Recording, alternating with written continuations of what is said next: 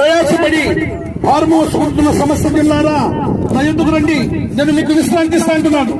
మన ప్రయాసం చూస్తే తెల్లారితే పొద్దుముగితే పరిగెడుతున్నాం. ఎందుకు?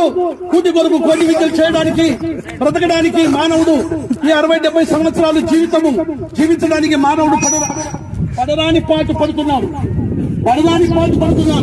ఎందుకనగా మానవుడు మరి ఈ భూమి మీద శాశ్వతంగా ఉండలేడు. అందుకే ప్రభువైన యేసు నందు విశ్వాసం ఉంచుము, అప్పుడు నీవును నీ ఇంటి వారు రక్షణ పొందుతారు. యేసుక్రీస్తు ప్రభు రక్షణ ఇవ్వడానికి మహనీయుడు. ఆయన కాలానికి యుగానికి శకపురుషుడు. క్రీస్తు పూర్వము క్రీస్తు శకమని మనకు ఎందుకు వచ్చిందంటే ఆయన వచ్చిన కాంచి మన క్యాలెండర్ కూడా వచ్చింది. ఎందుకంటే ఆయన కాలానికి యుగానికి శకపురుషుడై ఉన్నాడు.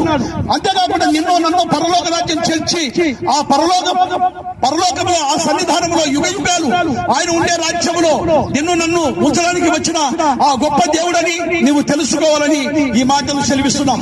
ఓ సోదరి సోదరులారా, మరి ఈ చక్కటి మాటలు మీరు విని ఎందుకు యేసు ప్రభు గురించి వీళ్ళు ప్రకటిస్తున్నారంటే, యేసుక్రీస్తు ప్రభు పరిశుద్ధుడు, ఆయన పరిశుద్ధుడు, నీతిమంతుడు.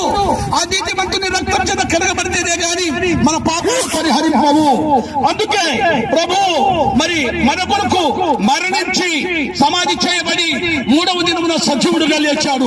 ఓ ప్రియ సోదరులారా, నీ హృదయంలో నమ్మితే దేవుడు నిశ్చయముగా అద్భుతము దయను చూపి నీ పాపం నుండి నిన్ను రక్షించి ఈ జీవితంలో రాబో నిత్యత్వము అందరిలోను రక్షణ కలిగి ఉందువు. ఇదే అనుకూల సమయము, ఇదే రక్షణ సమయము. మరి ఆలోచించిన నరకము అగ్నిగుండం ఉంది. రేపేమి సంభవిస్తుందో తెలియదు. మనుషులు ఇంతలోనే కనబడుతున్నారు, అంతలోనే మాయమైపోతున్నారు.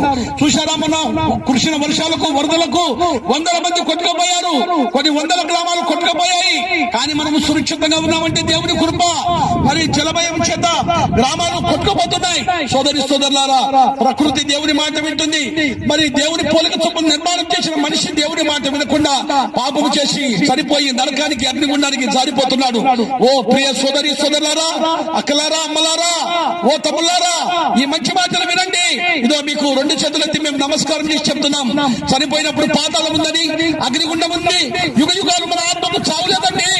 ఆ చావును తప్పించుకోవాలంటే, ఆ నరకాన్ని తప్పించుకోవాలంటే దీపం ఉండగానే ఇల్లు ఎలా చక్కబెట్టుకుంటామో ప్రాణం ఉండగానే ప్రభు అయిన యేసుక్రీస్తును నమ్మాలి. ఇదే రక్షణ సమయం. ఆలోచించిన నరకం ఉంది, అగ్నిగుండం ఉంది.